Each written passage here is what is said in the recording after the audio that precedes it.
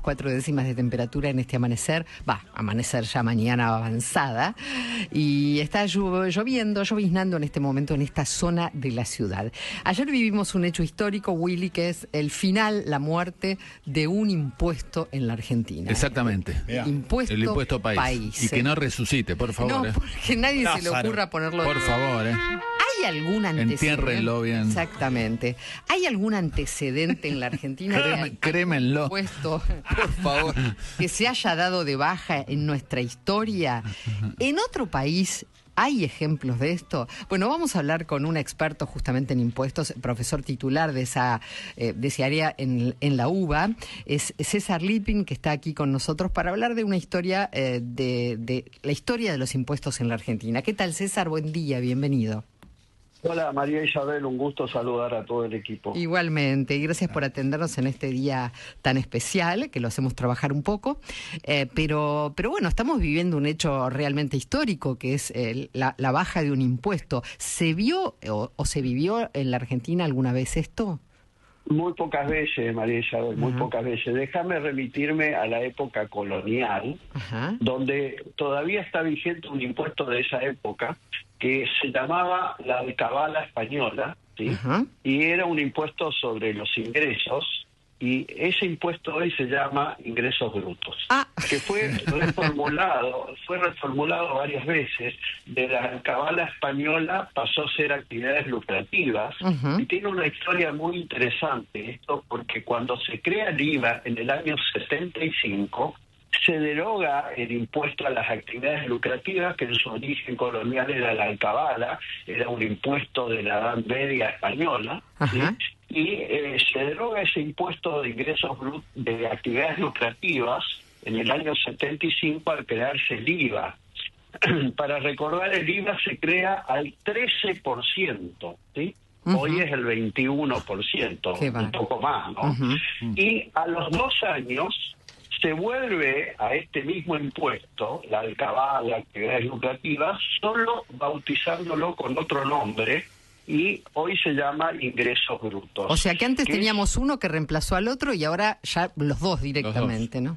Exactamente, los dos, y podría decir 3, porque los municipios cobran algo parecido que se llama tasa de seguridad e higiene. Claro. Entonces tenemos una triple imposición sobre el mismo hecho, sobre la misma actividad. Y en ingresos brutos, ingresos brutos, lo hemos dicho en este programa varias veces, es el peor impuesto del sistema tributario. No existe en otras partes del mundo, porque tiene un efecto acumulativo, o sea, se va trasladando en cada una de las etapas económicas, produce un efecto cascada, o sea que se va acumulando en forma importante.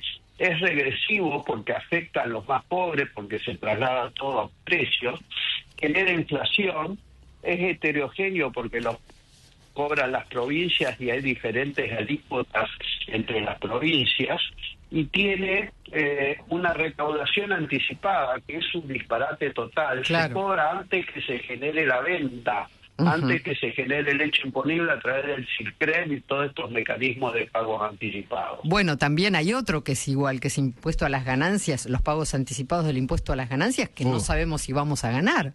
Sí, el impuesto a las ganancias, hablando de historia, se creó en el año 1932, por un año y por emergencia económica. Por un año. Sí, como el impuesto al cheque, por un año.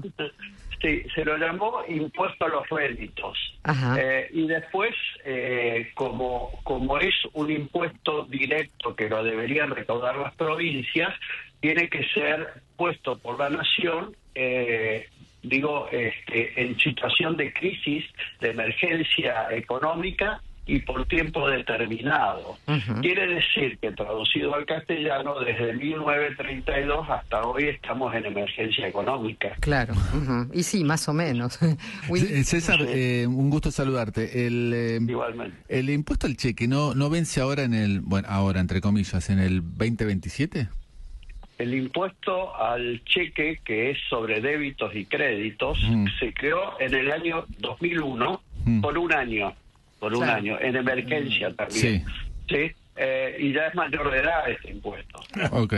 Pero no tiene fecha de vencimiento. No, pero yo creo que es uno de los impuestos bien distorsivos, está en el podio de los distorsivos, igual que ingresos brutos. Este impuesto, que el impuesto a las exportaciones, está en la mira del gobierno para eliminarlo prontamente cuando el equilibrio fiscal esté sustentable, sea sustentable, ¿sí?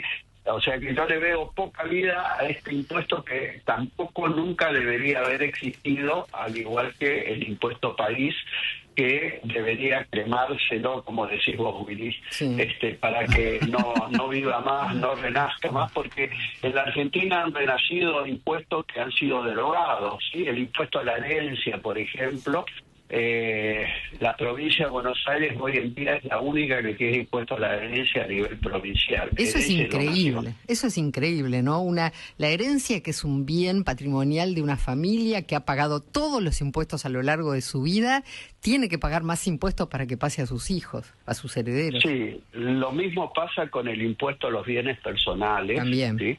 Que se creó en el año 1991 por 9 años. Ajá. O sea que no debería haber existido en este siglo, pero sigue vigente el impuesto a los bienes personales. César, el impuesto que estamos enterrando, y esperemos para siempre, vamos a preparar, Mauro, los bombazos después para a ver si lo podemos finiquitar para siempre. ¿Esto le produce un rojo fiscal, un agujero fiscal al gobierno de alguna manera?